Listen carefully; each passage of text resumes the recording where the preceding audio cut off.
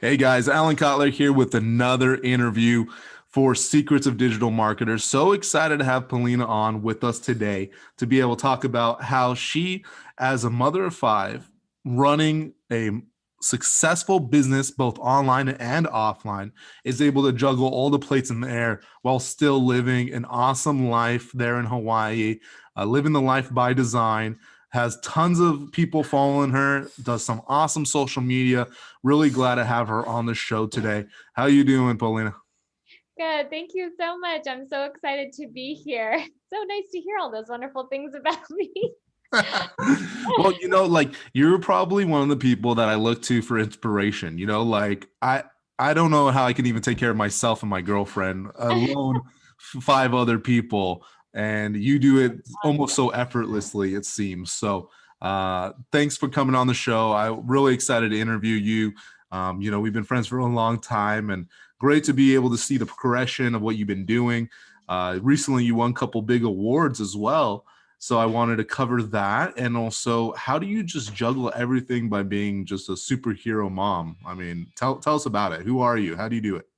Yay. Thank you so much. I love this topic. And I love that I inspire you because that's really why I do a lot of the things that I do, because I want to inspire other moms specifically to know that they can believe in themselves and they can do what they want to do in their life. And they can also be a mom. They can also have children. They could also balance this kind of lifestyle. So yeah, I appreciate coming on. I'm excited about this topic. So about, gosh, I would say maybe 20 years now, 20 years ago, maybe less than that, 19 years ago, I decided to go to school to get my bachelor's in marketing, business marketing. So it wasn't my original plan. I wanted to do fashion design. I love being creative. I love drawing, painting, music, all that, dance even. I wanted to do that creative side, but I come from an entrepreneurial background. So both my parents, both entrepreneurs. My dad, multi-million dollar, amazing, incredible, very smart businessman. So I learned from a very young age the power of being motivated and consistent and hardworking and determined. And, determination is such an important word here. And I'll talk about that as we continue on throughout the interview, because it's really kept me going in the last 19 years that I have been opening businesses, closing businesses, selling businesses, starting new businesses. Determination is so important. It's a really big factor in, the reason why I do the things that I do. So yeah, I went to school to get my marketing degree and to understand business. And I love it because it still gives me the opportunity to be creative and I can apply it to any industry. Originally, when I started, I didn't think of the benefits of it when I did the degree, but I see now so many benefits and how I've been able to apply all of that to my businesses.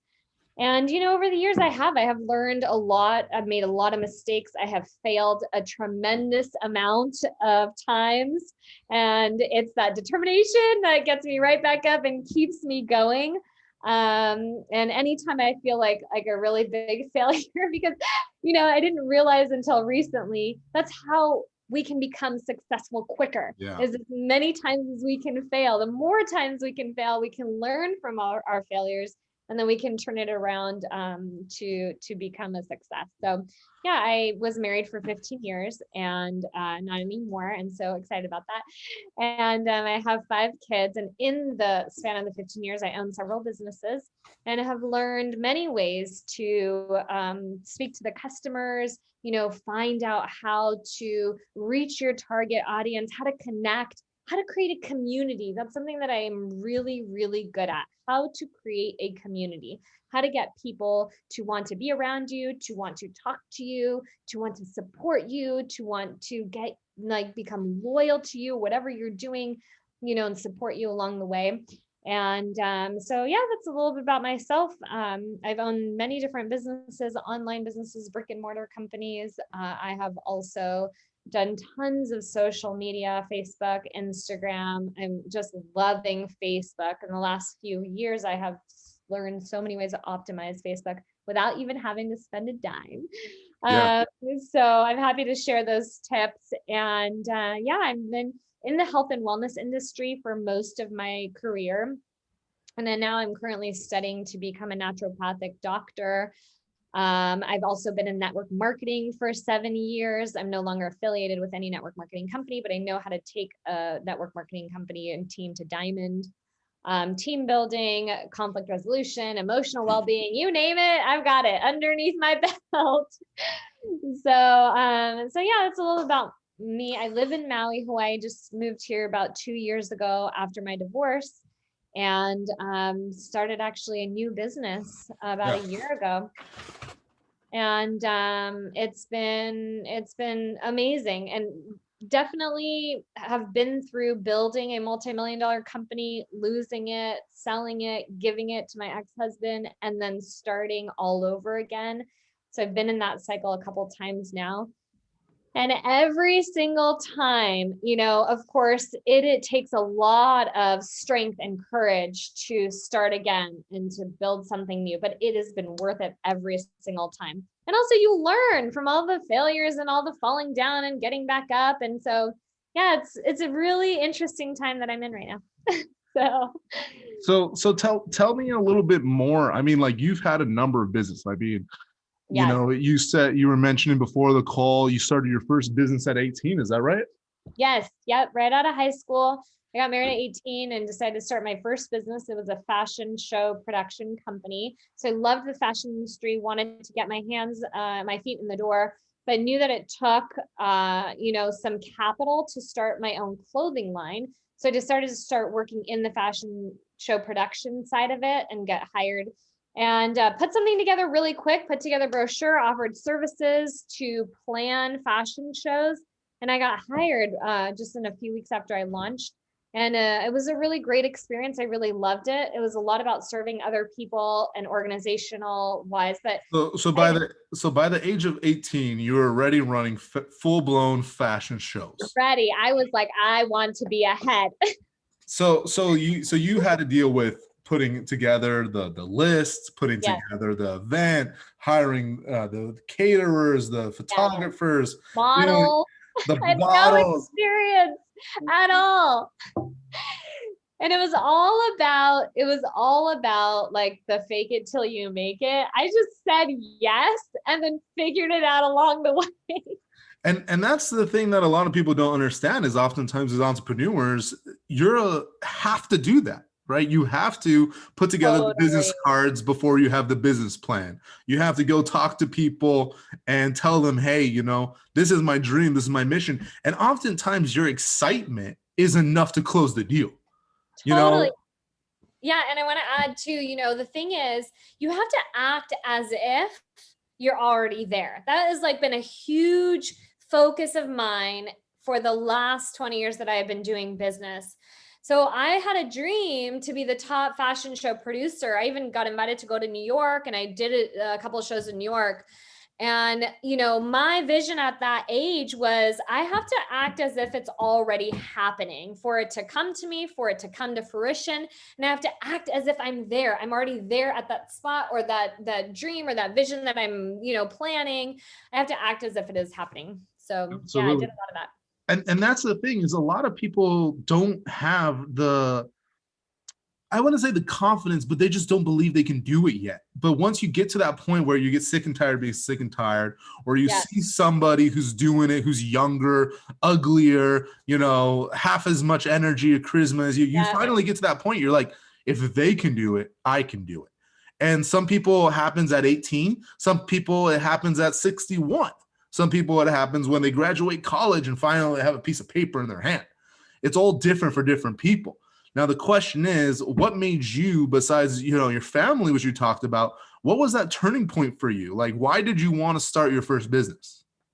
Well, the thing is, Alan, I had this like urgency, like I had this urgency to create value. I've been driven by purpose. And it is so true. And I love this analogy. It's like having a baby. Nobody is ever ready to have a baby. No matter how many books you read, no matter how many movies you watch, how many people you talk to, how many interviews you have, how many moms tell you their opinion, you're never ready. So it's like people come on to this experience of owning a business or being a certain way, or offering their services, even like as a coach or as a mentor, as an expert.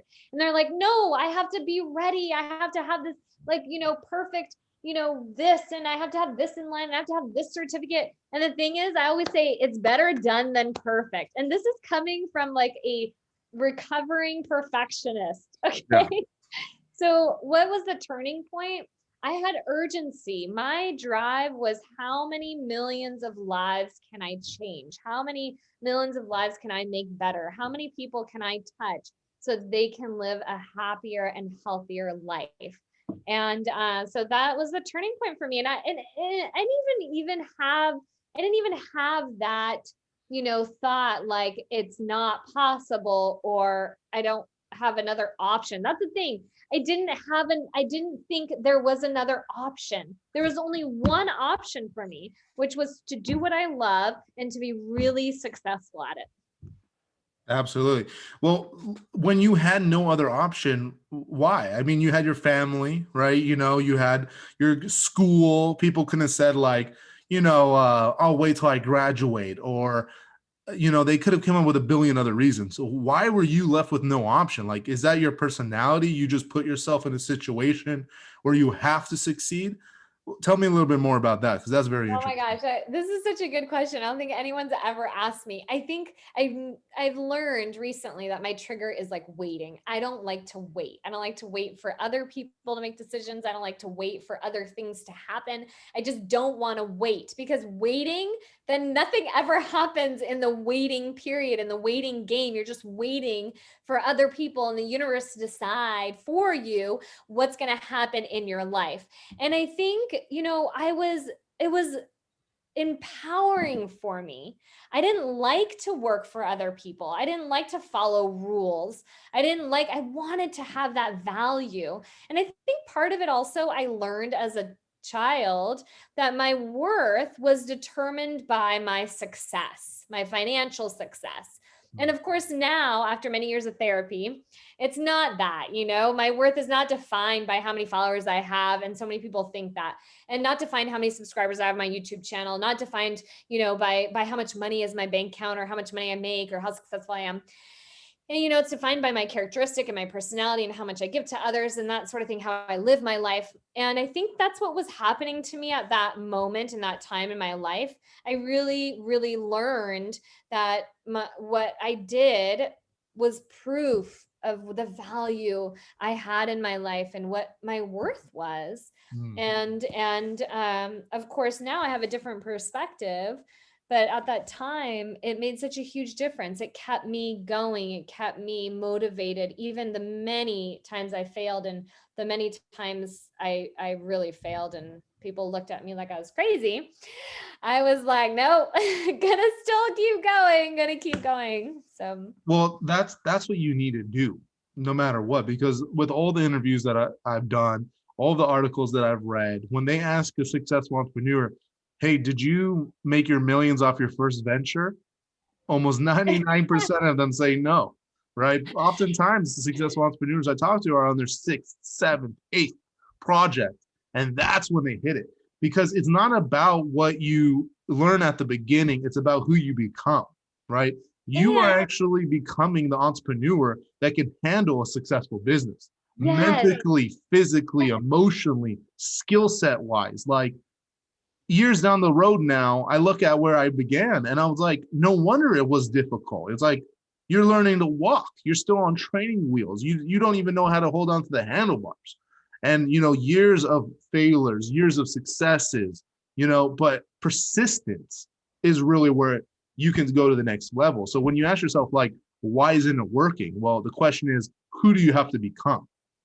oh my gosh, you just like hit it on point. And the thing is, it's so true. We see all these successful people and we're like, oh, they didn't have the struggle. We don't hear about them failing and, I mean, I can't even tell you all the stories I've been through, but we don't hear about that part. You know, people see me and they're like, oh my gosh, she was just good at getting on live videos and she was just good on camera and she just thinks like she's so great. And that is like so opposite It's of awesome. how, yeah, of how my experience has been. Like, I mean, it's wild.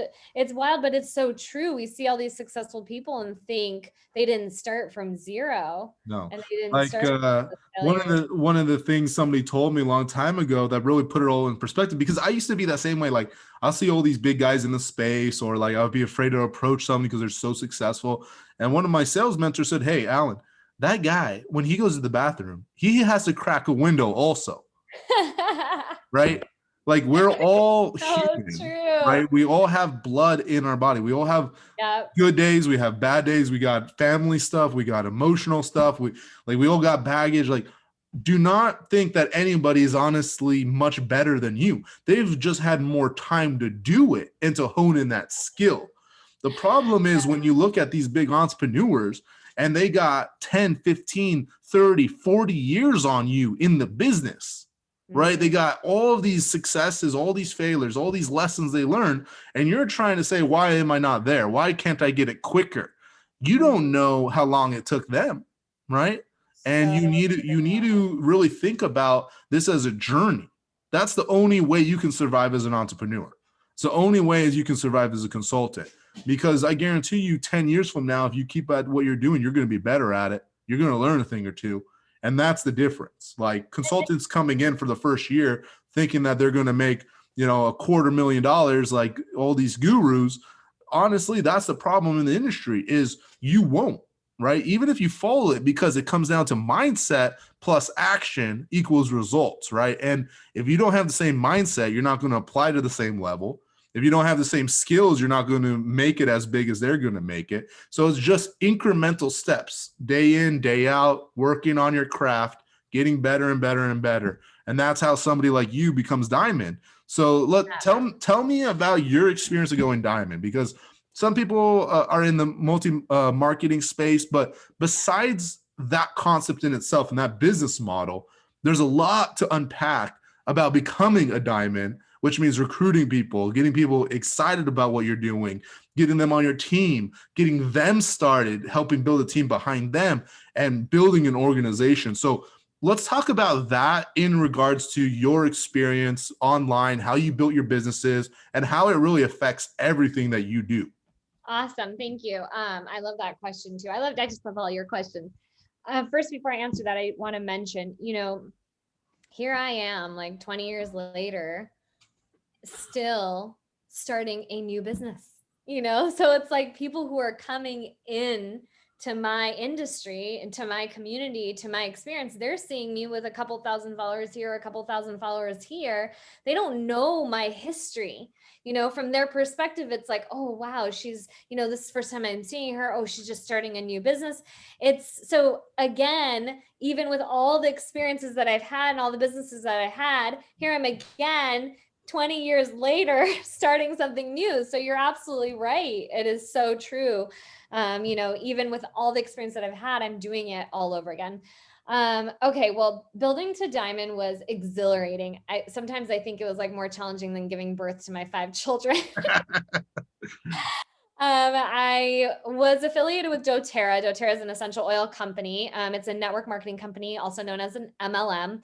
And I actually, when I started doing doTERRA, I was an owner also of my yoga studios.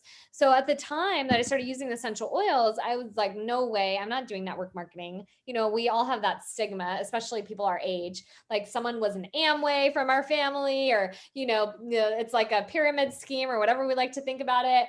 And I'm like, there's no way I'm going to do network marketing full time. I can't even imagine it's even possible. And I was working a business that I loved and I was making a lot of money doing it, but they didn't see the benefits. I didn't see the benefits of the structure.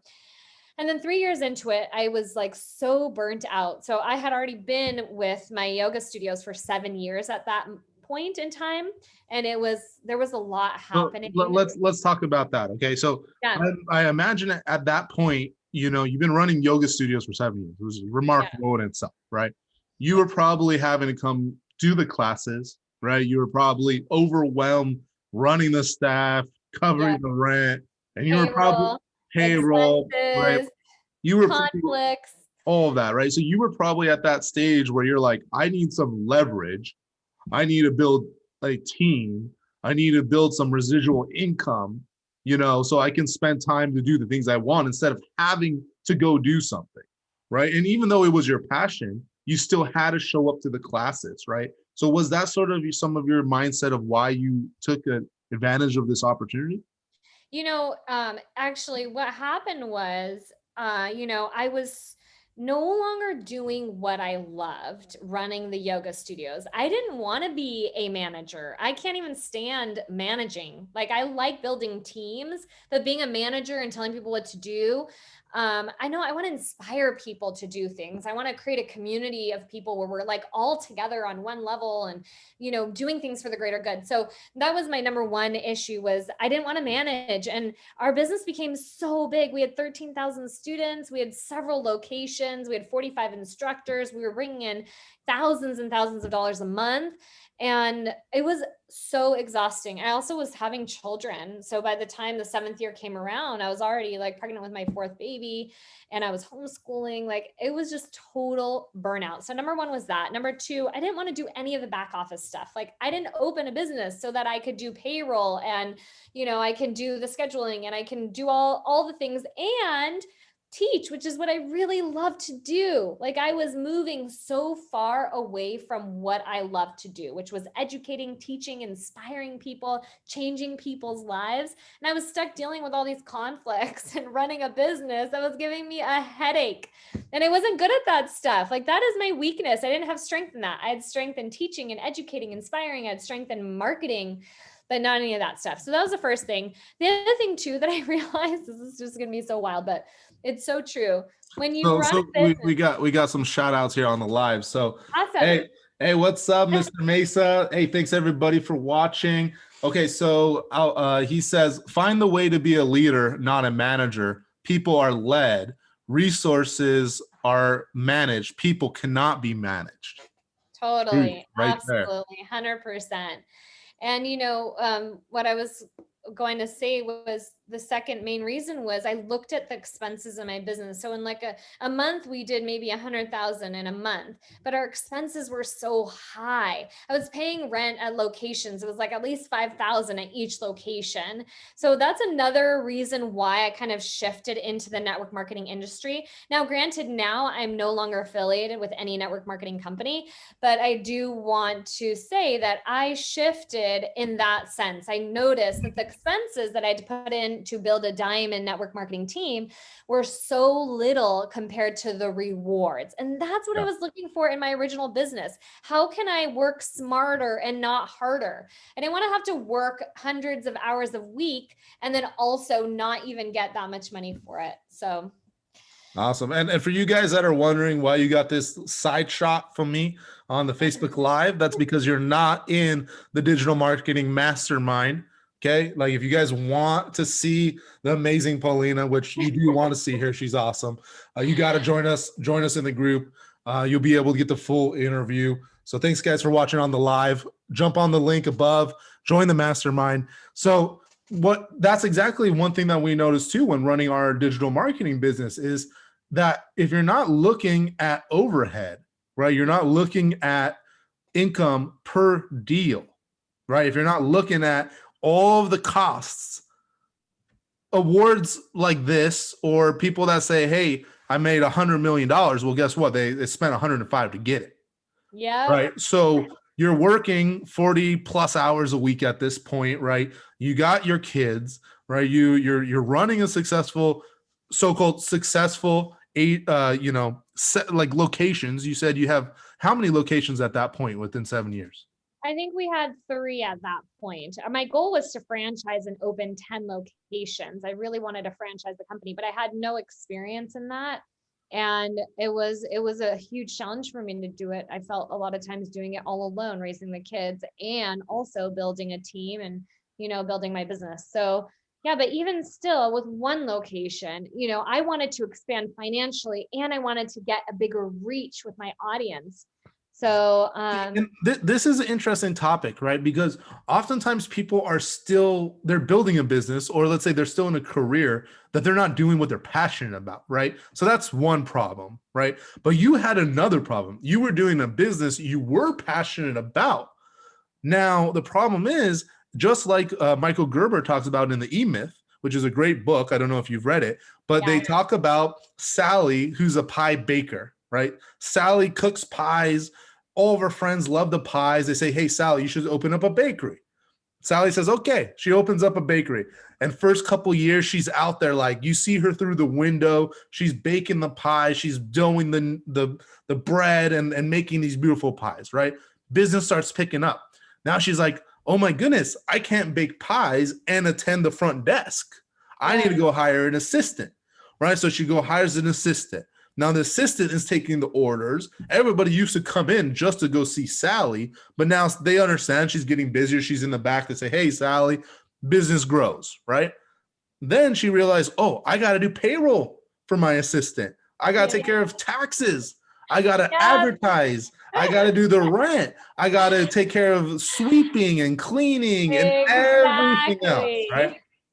So she went from being a solo entrepreneur, right? Somebody who's just them, to now being able to be from being the technician, the person actually doing the work, to now being a manager, right? So there's different quadrants in the book where they talk about entrepreneurship, called the E-Myth.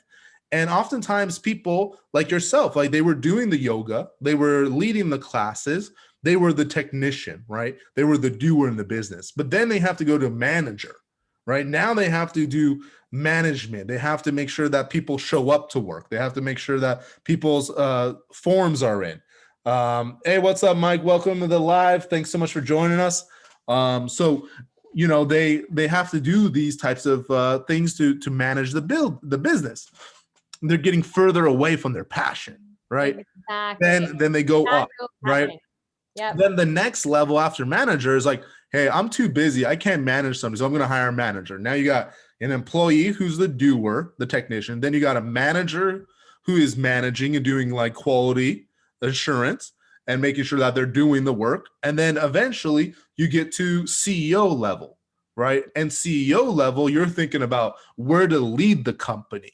You're thinking about what's the marketing. You're thinking about operations. You're thinking about system work. You're thinking about how to improve every aspect. You're thinking about how to reduce expenses and increase profits, right? That's where you're at the CEO level. But guess what? Susie doesn't like to do CEO level stuff. Susie doesn't like to do marketing. Susie doesn't want to have to deal with payroll. She just wants to bake pies. That's her passion. Exactly. Right? So the problem is, if you don't develop your business to take care of that, and if you don't develop your business to be able to allow you to do what you like best, you're going to be miserable. And that's sort of what happened to you. Is exactly like what happened. You couldn't find a CEO you believed enough to run it and have the vision, because you had the vision, right? You couldn't find a manager that you trusted not to steal from the till at work, because they're working for a certain amount and they couldn't really understand the role. And then you couldn't really trust somebody to run the class because they weren't invested in the business. So this book, The E-Myth, is super powerful. It talks about every level of the business, how to grow it. And if you like baking pies, if you're the technician, guess what? You need to find a CEO. You need to find a manager. You need 3 people in your businesses. You need the doer, the manager, and like the mindset guy, the person that's leading the operation, like leading from the front, showing what the business is about, where the marketing is going to go, building the systems. And then you need the manager who implements the systems, does the hiring, runs the day-to-day, makes sure everything's on track. And you need the doer who's going to be facing with the clients and doing the actual, tangible work. Now, when you start a business, you're like, Al, I can't get 3 people. I can't hire 3 people right now. I just got enough to make money for 1. Guess what? You have to do all 3. But you have to realize what you're good at. And you have to eventually build the business so that way it can support those roles and slowly bring in people part-time, couple hours consulting to take care of those other things and delegate those things so you can focus on what you want to do, which is your passion. So if you end up not doing that, then you're going to end up not having the opportunities that you want down the road, and you're going to get burnt out. Simple as that. And that's exactly what happened to me. And that was a lesson I learned, running that business for 10 years. I continued even after I started building my doTERRA team. I continued running my yoga studios for another 3 years after that, until I realized my doTERRA, the network marketing business, was so lucrative, and I excelled so well at that, building a team, leading a team, inspiring a team, and doing all those things. It's absolutely true. And I'm seeing that now as I build my new business too. I've created a team, and it's just like being a mom and managing a household. I've got a team of people. I have a housekeeper. I have someone who cooks for me. I've got a babysitter, I've got a team of people. And then I just need somebody to take care of me, and I got a team of people to manage my household, to, of course, I did it myself for a little bit before I could afford to do that. But yeah, it's so, so true. Network marketing, being in the network marketing industry gave me I felt like a whole new lease on life, even though like I said, I'm not in network marketing anymore. And it was a really big eye-opening experience to how you can have that for people who don't necessarily want to do all the things and run the business. They can experience that with network marketing and become very successful at it. So true. One of my good friends, I mean, like you hear these people, oh, they're jumping different opportunities, but really the question is, how can they go from an organization that has 0 to an organization that has 1,000 people? How can they go from 1,000 to, some people I know, 100,000? Yeah. So if you could take the same principles, like maybe you don't use the lotion, maybe you don't use all the products, but what can you distill from the same process, right? How do you get somebody started fast? How do you inspire them in the vision? How do you train them so that way they can promote it? How do you do this so that way you can do that also for your own business, right? So like, I love to look at different businesses because there's something about that business I can apply to my own. I can learn, right? If you're not figuring those things out, you're missing out big time. So what were some of the things that you learned from going diamond that you're applying now in your new business? Yeah, I'm excited to answer this question because I'm so good at this aspect. I actually was in the top 20 of all of US and Canada for this company. And I had the highest personal enrollments. So meaning I was getting people to sign up like in less than a minute. Someone, I would say, here's what I have. It's so amazing, changed my life. You should get it too. And bam, it was 60 seconds and they were in on my team. So my diamond team had about 3,000 people. What am I doing now that I've learned in that? Number one is you have to be comfortable talking about whatever it is that you're talking about. So like, let's say I'm talking about essential oils. I don't sell essential oils anymore. And I don't do that, but I do educate people on them. So let's say you're talking about something that you want to sell or your new business or a new service, you need to feel comfortable and confident talking about it. So if you're like, I don't know, yeah, I think, or you can go to my website, the person that's receiving the information is going to feel that energy. So you and your space needs to determine what's happening and what's going to happen in the conversation as you deliver the message. So just like I'm talking now about business and I can talk to you about my kids and all the things, I'm comfortable with what I'm speaking about. And typically that comes with our own experience from a product or a service that we're trying to offer, right? So even if I were to, talk about cleaning houses and it's a service that I offer, I have to be comfortable saying, yes, I love sweeping the floors and mopping the floors and I want to make your life easier and giving that value, but that experience for the person. The more comfortable someone is on the receiving end, the faster they're going to whip out their credit card. And that's what I've learned in network marketing. The more comfortable you make someone feel, they feel good, they feel important, they feel like they matter, the faster they're going to want to stay connected with you. So that's number one. Number two is, in what space do you get to be to have the person that's receiving the information feel that they can be themselves? This is like, I love, love, love talking about this because I used to like, I have a lot of followers and people used to tell me all the time, they still do. I want to be around you, Polina. I want to hang out with you all the time. You're so positive, and I just love being in your energy, in your space. And I never really understood why. And then I was taking a psychology course and I was listening to this one author about this topic. And he said, when you can be so good at making someone else feel so comfortable that they can be themselves, that's what people want to be around. And you probably experience that when you're with somebody and you're like awkward and uncomfortable and you don't really know what to talk about. And maybe they're in like a negative space or negative energy. You don't want to be around that. It's different than when you're with someone and you're like, yes, I can be myself. I can talk about, what I love, my business, whatever. You have that experience. It's also really important.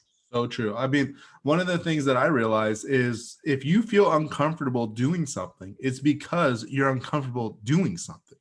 Yeah, Like, yes. like if I would be like, hey, Paulina, I want you to, go and do karate chop through a brick. Like you'd be like, no, Alan, I don't want to do that, right? Like, but if you go talk to a kung fu master who's done it 100 times, no problem, bam, broke it. But if I want to talk to you about like, hey, marketing or how to do Instagram posts, like how do you make those little squiggly stickers I see every day? Like it's awesome, right? Like you know how to do that. You could talk about that because you're good at that, right? Everybody's good at something. Like we all have that aunt who's good at crocheting, and you start talking about crocheting, you can't stop her for the whole evening, right? Yeah. What is your thing? What is the thing that if I put a microphone in front of you and I said, hey, I want you to come on the show, what would you effortlessly be able to do? That's what each of us have to ask ourselves. And we have to figure out what we're good at and what we're bad at. And we have to ask ourselves, like, what are we strong at, 1 to 10, and what are we weak at, 1 to 10? And like, that's how you get better. That's how you evaluate what we're good at. And that's how you talk. Like, you like, there's a saying I like to say, it's like, if you know your passion, if you know what you're good at, just like the Christmas feeling down with the present underneath the tree, like you're like, you can't wait to open it. Like you're excited. Like this is like your thing. That's how you need to wake up every morning, because this is your mission. This is your statement. This is your purpose. This is something that you want to like give out to the world. Once you find that, you'll never have the fear again. You'll be able to talk. You're absolutely right. And I'm like itching to say, Alan, the thing is that this kind of takes us back to the beginning of our conversation where we talked about faking it till we make it. Because a lot of times when we're comfortable about speaking something that we are very comfortable speaking about, it's because we love it. It's easy for me to talk about my kids because I love it. It's easy for me to talk about yoga because I love it. It's easy for me to talk about, whatever, swimming in the ocean or living in Maui because I love it. And sometimes, even though, like you said, we find that passion, we find that hobby. A lot of people think that, your hobby can't be turned into a multi-million-dollar company. We find that. And then a lot of the other stuff that comes into creating a business, having a following, all that Instagram stuff, I didn't know, at the beginning. We can still get to it. We can still reach for it because we have that excitement, the jump out of bed, can't wait to do it in the morning, and a lot of my dreams are like that. I don't even know how I'm going to get there. I don't even know how I want to produce and direct a cooking show, a vegan cooking show. I've never produced and directed anything before in my life, but I see that dream. I see that vision. It's getting me excited. And I get to fake it till I make it, find my way there, Yeah. So yeah, it's so true. We get comfortable. Like I love vegan food and I love TV, and I start to visualize myself in that space, like, and then act as if it's happening, and then do the actions by learning the Instagram stuff, the social media stuff. I didn't do a course on it. A lot of practice. And then how you become an expert at something is when you start to teach it, right? So you want to turn around and teach someone, you want to mentor someone, some girl, I had a mentor call yesterday. Some girl found me on Facebook, on Instagram. She wants me to help her. She's doing a clothing line. And she's like, I have no idea where to begin. She designed a bunch of shirts. And I said, okay, this is awesome. Here's what you can do. Here's how you can do it. So yeah, it's being comfortable with what you love and are passionate about. And even now at 37 years old, I'm still figuring that out. I have a lot of passions. And also doing the things that you don't know, getting uncomfortable, pushing outside of your box, discovering even the things that I'm like, oh no, I don't want to do that. But I get to do that in order to get to the place where I want to get to. Yeah, and that's so critical because like everybody starts at the beginning, right? Everybody's learning how to walk the first day.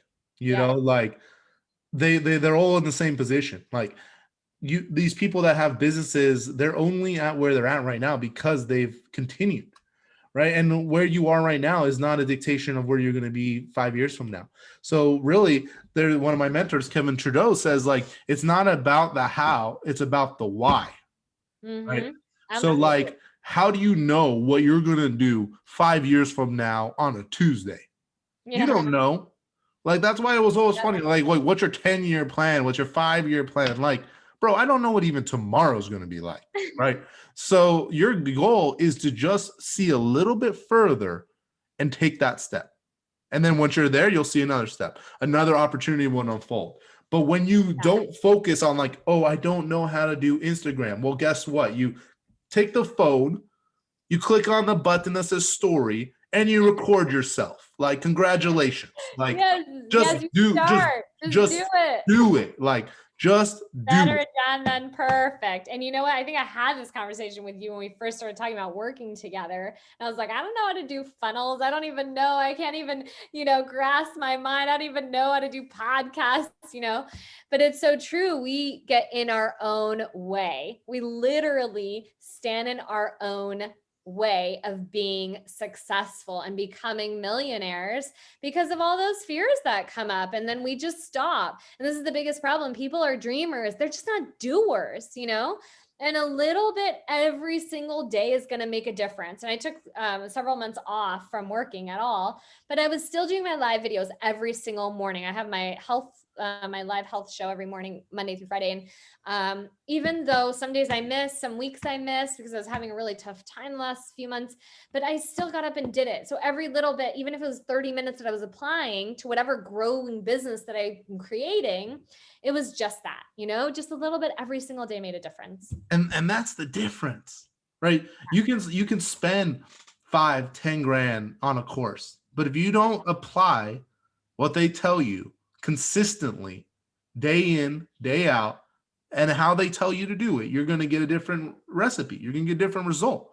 But the problem is, I talked to some of my friends. I mean, they've been in more seminars than you could ever imagine, but they're still at where they were 5 years ago because they don't do it consistently. They don't schedule it. They do not make an effort. I mean, like, how can you expect to have a six-pack if you're not going to do any ab workouts? Yeah. Like, you can't do one ab workout. Trust me, look at me right now, but like, you can't do one ab workout and expect to have abs. It doesn't work that way. Like, same thing in your business. If you're like, oh, I want to do a podcast, but you don't actually go on Amazon and buy a microphone, one action, right? You actually don't make your shot look good, right? One action. If you go and buy the lights, one action. Like, action makes momentum. Momentum makes progress. Progress makes sales. Like, you have to move forward. Like, even if it's something small, just do not try not doing something, right? That's the problem. The problem is, like, you're like, tomorrow, oh, after I read this book, after I go through this webinar. Where do I even begin? It's not perfect. I read a quote yesterday and it said, a goal is a wish if there's no plan. I cannot put on a paper, and I love to like write quotes and stuff on 8.5 by 11 papers and I just stick them on my wall, but I cannot put on paper, my goal is to make $5 million by April 2021, and then just sit on my butt and I'm like, oh yay, can't wait. It doesn't work that way. So yeah, absolutely. I think that's what keeps me determined and motivated is like, I am taking action. And even still at 37, and it's very challenging, live in Maui. It's very challenging to be motivated when you live on an island. Yeah. Because, when I was raised in California, and it's like, okay, you work so that you can make money, so you can have a vacation from the life that you're living. Then all of a sudden you're living a vacation all the time. It's like, you have to remember your why. You have to remember your purpose. You have to take action every single day. And I love this. I love this because, every little step forward, you're absolutely right, makes a difference, no matter how big, no matter how small, and all of it adds up. And one more analogy I'll share. Just on that topic there is like, Yeah. you like action without even if you have the most brilliant plan, right? If you don't work the plan, it's nothing. Yeah. Right, that's the problem that I see oftentimes. Is like, oh, this funnel will go here, and then I did a mastermind ceremony with somebody, and I said this is good, what my plan is, and I'm excited to do all of this stuff, and I spent the last month planning. I have all of the plans. I have plans on plans, and I have plans on plans on plans, and I know exactly what I'm going to do. But the problem is, if you don't apply action, even 1 minute of action, right? 1 hour of action, it's not going to work. So let's talk about like knowing what to do and then not doing it. Like why does it stop people? Well, I think emotions, a lot of times we don't talk about emotions, but I love this topic because emotions get into people's way. They are fearful of failing.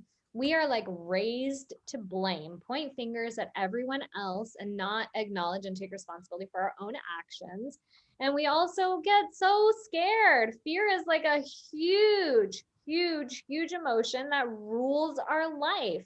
And that's why we end up standing in our own way, because we're so scared of failing. And anytime I feel that way, I just think of Donald Trump, because I'm like, there's probably not one person on this planet that more people hate than Donald Trump. And I can even imagine being in his space, and the things that he has to deal with, or really any president or any very top leader, that they didn't fail millions and millions of times to get where they're at.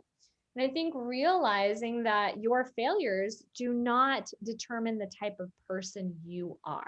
Yeah. So whether you fail a gazillion times or you made mistakes doesn't mean you're a bad person.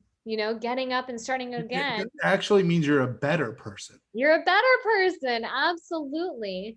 And that comes down to like, our fear from childhood, right?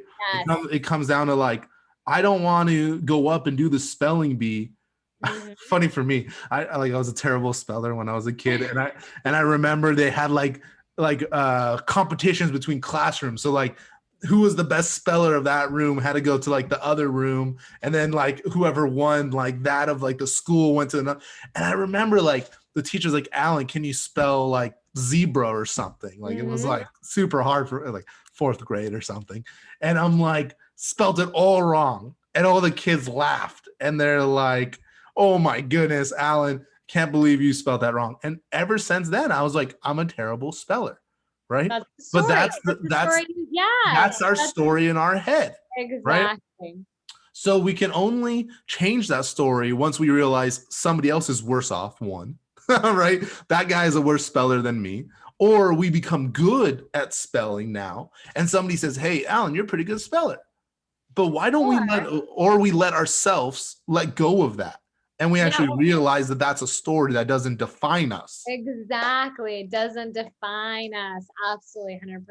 You're absolutely right. And we have from our childhood made up all these stories. And I see it in my own kids. My kids are young. They're 5, 7, 9, 11, and 13. And I watch them make up all these stories. Even relationships that I've had with other people, and I'm very open about conflicts, and I talk a lot with my children about situations. They'll see something and they're like, oh my God, that is so horrible. They hurt you. And I'm like, you guys do worse things to each other than, I've ever done in an adult relationship with someone else, but we're so quick to judge, shame, blame, and make up that story.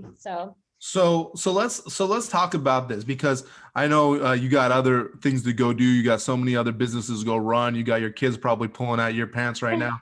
So how can people get in touch with you? How can they work on this story? You were talking how you mentor people, you Yeah. work with moms, you know, you work with people of all type of age range, people that are just starting the business, people that have been multimillionaires. I mean, you got tons of experience. How can people get in touch with you and work on changing this mindset, these stories around their life about being a parent, being an entrepreneur, and actually believing that they can do it? How can they get in touch with you?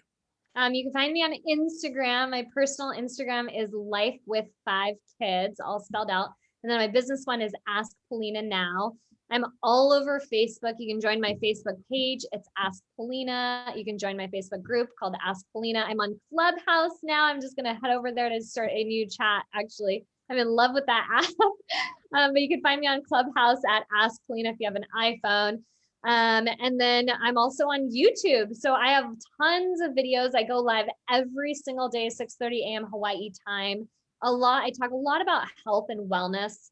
The last week of every month, I talk about building a network marketing team, connecting with others, making income on Facebook, how to do marketing, digital marketing, social media, all of that stuff. You can find all my videos on Facebook and YouTube. My YouTube is Ask Polina as well. And you can just head over to my website. You can message me there.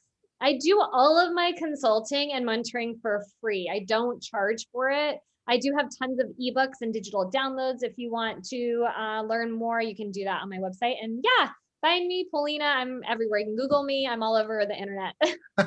She is. She's actually one of my highlights of the morning when I go through Oh, Instagram, seeing her walking on the beach in Hawaii.